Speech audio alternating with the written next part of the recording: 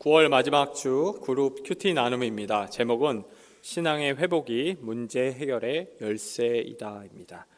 우리 1번부터 빠르게 한번 살펴보도록 하겠습니다. 1번, 예후의 아들 여호아하스가 왕이 되어 이스라엘을 다스립니다. 우리 첫 번째 질문입니다. 여호아하스는 어떤 왕이었습니까? 우리 2절 말씀인데요, 제가 한번 읽어보겠습니다. 여호와 보시기에 악을 행하여 이스라엘에게 범죄하게 한 느밧의 아들 여로보암의 죄를 따라가고 거기서 떠나지 아니하였으므로. 아멘. 여호아스는 느밧의 아들 여로보암의 죄를 따라서 여호와 보시기에 악을 행한 악한 왕이었습니다. 성경을 우리가 일독을 하시는 분들도 있고 종종 읽으시는 분들도 있어서 아시겠지만 이 열왕기 하의 내용은 거의 이 내용으로 정의되어 있습니다. 항상 이 왕이 등장을 했는데 여호와 보시기에 여호와 앞에서 악을 행하였더라, 이런 내용들로 가득 차 있는데 오늘은 예후의 아들 이야기를 중심적으로 다루고 있습니다. 여러분, 여로보암의 죄가 뭘까요? 우리가 이스라엘 국가를 생각할 때 가장 먼저 이제 사울 지나 다윗을 생각하고 그 다음에 솔로몬을 생각을 하죠. 근데 솔로몬은 지금 유대인들도 가장 싫어하는 첫 번째 왕입니다. 지혜의 왕이었지만 그는 그 지혜를 자기에게 적용하기보다는 그걸 가지고 아주 많은 장난을 했죠. 엄청난 우상을 만들고 하나님을 섬기지 않았습니다. 그래서 하나님이 다윗을 생각해서 솔로몬, 너 때는 내가 용서하지만 너 이후로 국가가 분열될 것이라는 걸 분명히 말씀을 하십니다. 그래서 솔로몬 이후 이스라엘은 남유다와 북이스라엘로 분열이 됩니다. 그래서 남유다는 르호보암이 통치를 했고 북이스라엘은 여로보암이 다스렸다고 아마 많이들 기억을 하고 계실 겁니다. 제가 아직도 기억나는 게 어릴 때 목사님이 우리가 남쪽에 사니까 남유다가 정통성이 있다고 생각해라, 그렇게 아직도 기억이 납니다. 북쪽은 가짜다 이렇게 했던데요, 실제로 보면은 솔로몬 때부터 이제 쌓였던 불만이 터져갖고 탄생한 국가가 북이스라엘이라고 봐도 됩니다. 그래서 북이스라엘은 두 가지 문제점을 갖고 있습니다. 첫 번째는 왕의 정통성이 없습니다. 두 번째는 예배 드리는 장소가 북쪽에 있지 않고 남쪽에 있는 거죠. 이 두 가지 문제를 갖고 있기 때문에 북이스라엘 왕은 항상 긴장할 수밖에 없죠. 왜냐하면 이제 이스라엘 백성들이 아무리 쪼개졌다고 해도 제사를 드릴 때는 남쪽으로 가잖아요. 그때 만약에 북이스라엘 왕이 야 니네 가지마 이렇게 했을 때, 야 너는 우리가 세운 왕이지 정통성이 없어, 솔로몬의 핏줄이 아니야, 이렇게 하면 할 말이 없으니까 항상 긴장을 합니다. 그래서 여로보암이 여기서 한 가지 꾀를 내는데 그게 이제 바로 문제죠. 뭐냐면 백성들이 남유다에 가지 못하도록 북이스라엘 단과 베델이라는 그 두 지역에 가짜 성전 그리고 송아지 모양의 우상을 세워놓고 하나님이라고 얘기하면서 제사를 드리게 만듭니다. 이게 바로 죄의 시작인 여로보암의 죄의 시작입니다. 그런데 오늘 성경이 이렇게 얘기하죠. 여호아하스가 여로보암의 죄를 따라서 그대로 행하였더라 라고 되어 있습니다. 우리 두 번째를 한번 보도록 하겠습니다. 하나님은 이스라엘의 죄악을 어떻게 징계하십니까? 우리 3절 말씀인데요, 한번 같이 읽겠습니다. 여호와께서 이스라엘에게 노하사 늘 아람 왕 하사엘의 손과 그의 아들 벤하닷의 손에 넘기셨더니, 하나님은 아람 왕 하사엘과 그의 아들 벤하닷의 손에 이스라엘을 넘겨서 이스라엘의 죄를 징계하시고 있습니다. 우리 다시 한번 생각을 해보면 하나님은 아브라함과 언약을 맺습니다. 그리고 아브라함 언약이 이제 창세기 15장 17절에 이제 등장을 하죠. 그리고 17장에서 다시 한번 확인 작업을 하는데 이 언약이 아니라 약속의 형태로 12장에 아브라함을 부르셔서 이렇게 얘기하시죠. 내가 너로 많은 자손을 주고 또 땅도 줄 거야, 이렇게 얘기를 하십니다. 그래서 이스라엘 백성이 점령했던 땅의 원래 이름은 가나안 땅이지만, 가나안 족속들이 살기 때문에 가나안 땅이지만 하나님이 약속으로 주셨기 때문에 약속의 땅이라고도 불리웁니다. 그리고 또 하나, 하나님이 약속해서 주셨고 하나님이 이 가운데서 이스라엘 백성들을 아담과 같이 시험을 하시거든요. 그리고 이게 신학적인 의미로는 하나님 나라를 상징한다고 얘기를 합니다. 자, 그러면 이 가나안 땅, 약속의 땅, 하나님 나라를 상징하는 이 땅은 세상과 구별된 거룩한 땅이어야만 합니다. 그래서 그 땅에는 죄가 또 없어야 됩니다. 그래서 하나님은 아브라함의 언약을 모세 때 조금 더 확장하시면서 율법이라는 걸 주십니다. 그러면서 이렇게 얘기하시죠. 이 율법을 따라 살면, 너희가 순종하면 복을 받고 불순종하면 가나안 땅이 가나안 족속을 토해낸 것처럼 너희도 토해냄을 당할 것이다 라고 이야기를 분명히 하세요. 또한 이 율법은 단순히 예배만 관련된 걸 얘기한 것이 아니라 약속의 땅에서 제사뿐만 아니라 정치, 경제, 문화까지 세세하게 하나님께서 다 이야기하십니다. 그래서 특별히 이런 표현도 있습니다. 뿔이 있는 소가 사람을 받았을 때는 어떻게 해야 되냐.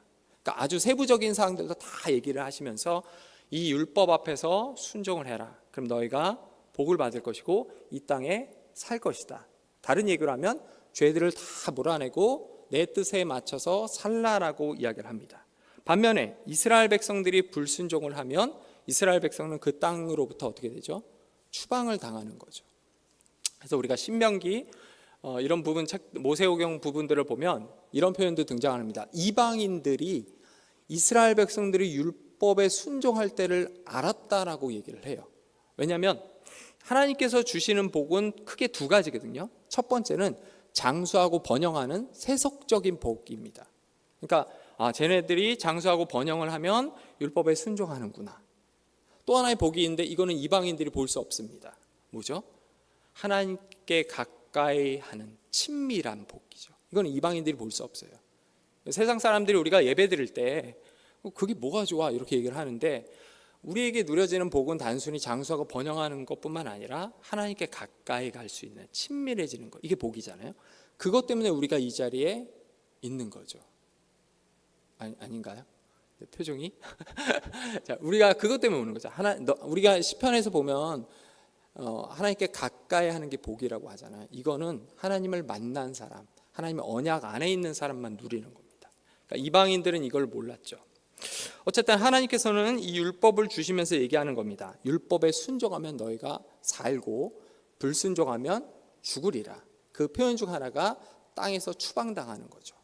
포로기 때에도 그렇고 하나님은 끊임없이 그런데 이스라엘 백성들에게 순종하라고 얘기를 하십니다.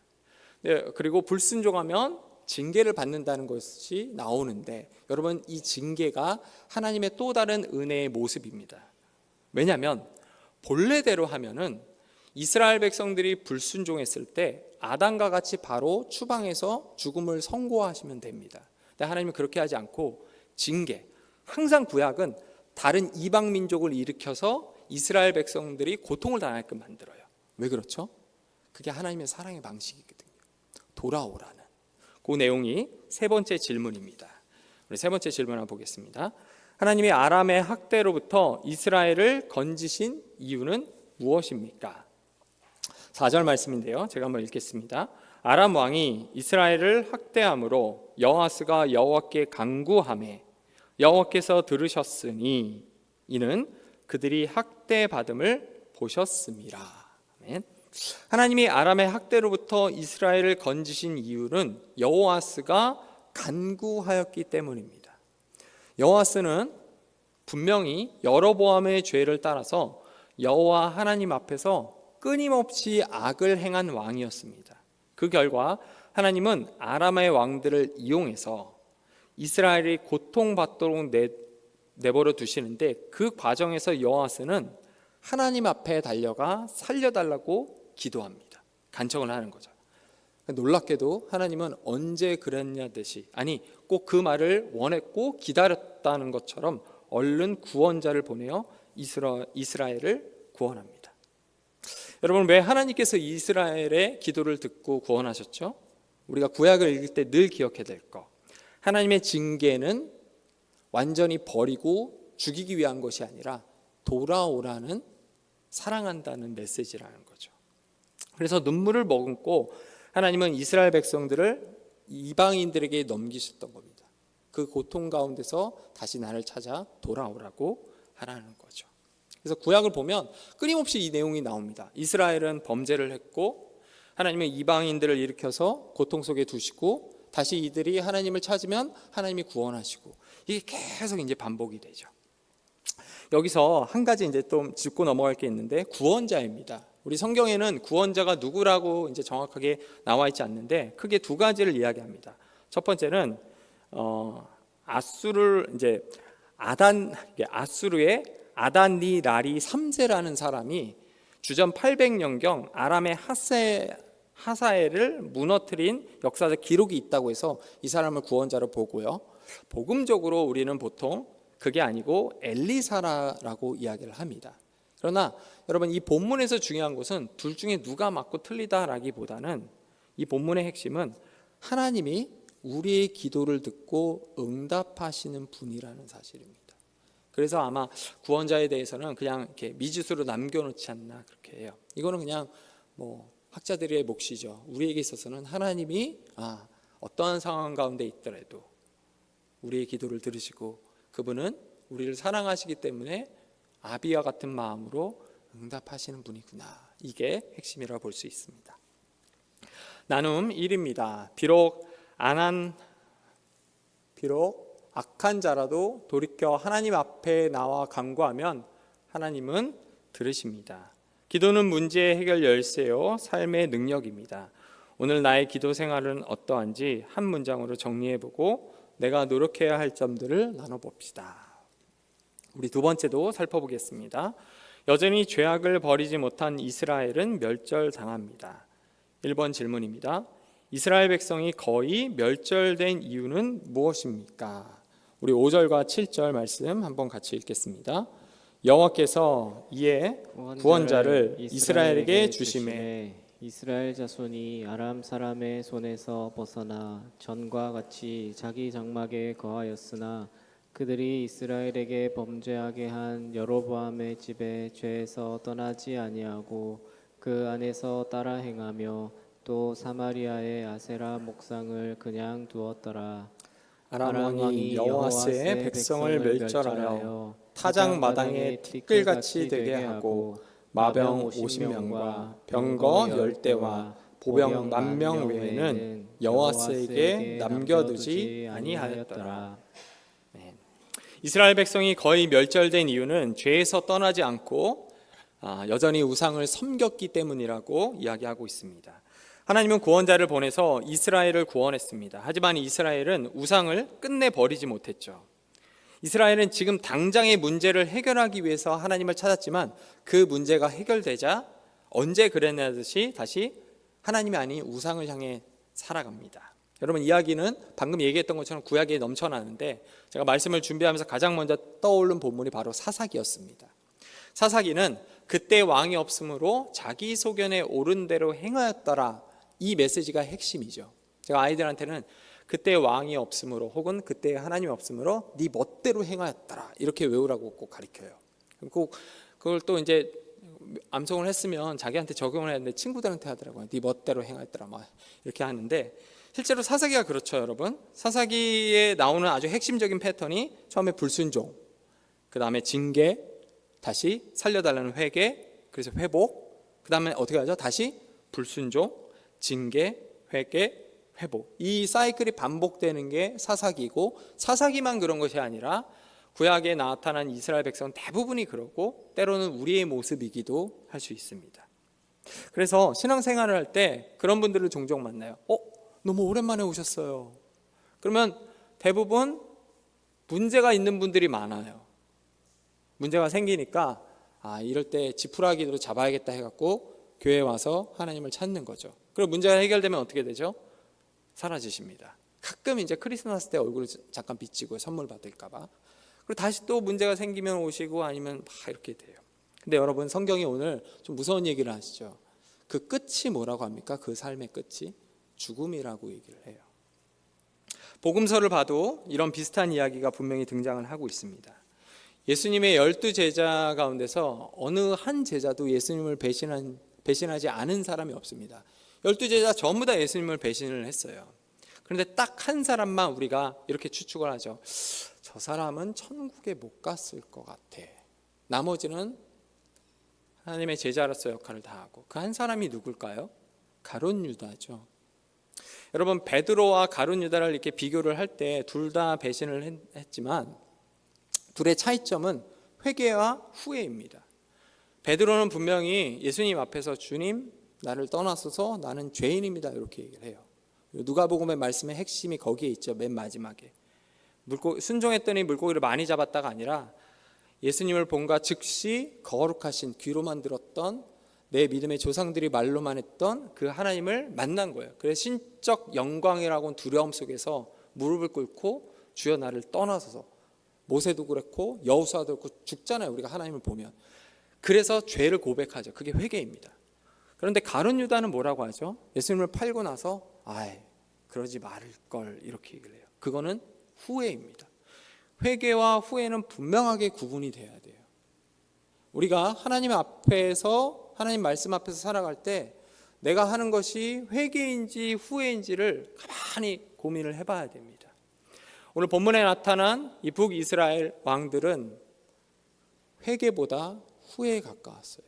그렇기 때문에 그들은 끊임없이 우상을 섬겼다고도 할 수 있고 그 끝은 죽음인 거죠.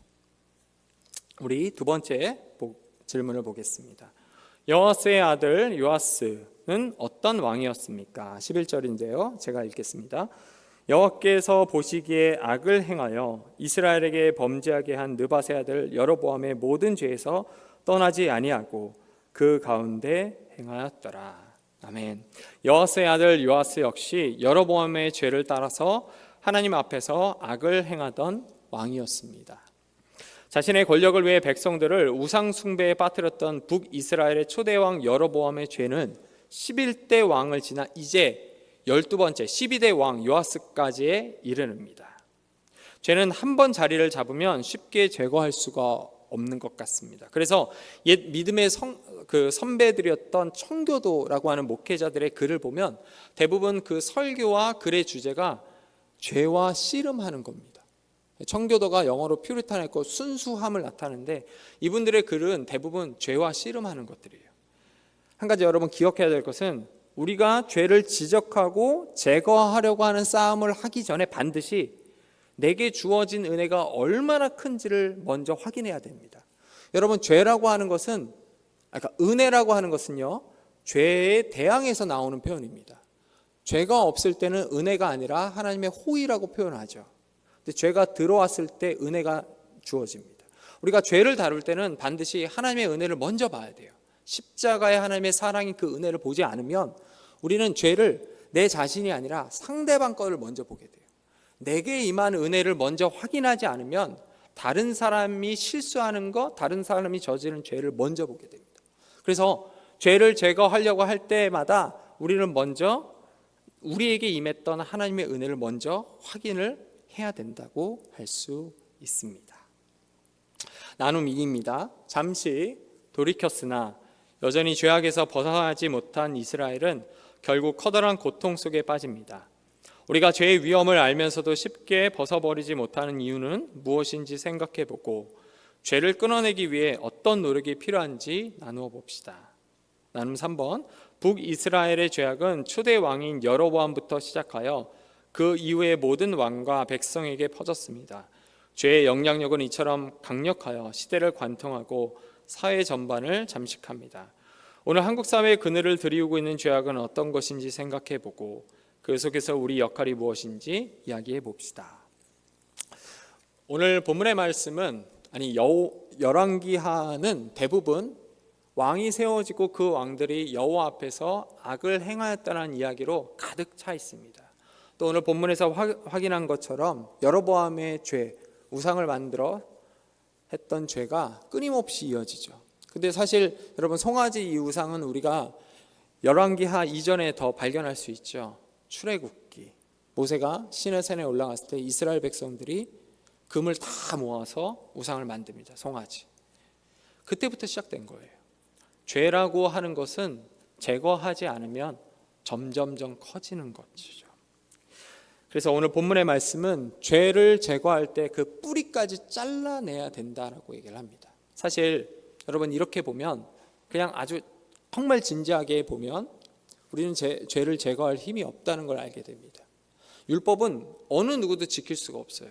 그래서 우리는 율법을 지키려고 할 때마다 끊임없이 어떻게 되죠? 죄를 짓는 우리 모습을 보게 돼요. 그래서 본문은 늘 그런 얘기를 하죠. 너희는 죄를 완벽하게 제거할 수 없어. 우리로 하여금 안 된다는 것을 얘기합니다. 그러면서 누구를 원하게끔 만들죠? 구원자이신 예수 그리스도.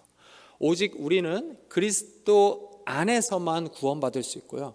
우리는 그 율법을 다 지킨 예수 그리스도 안에서만 자유를 누릴 수 있습니다.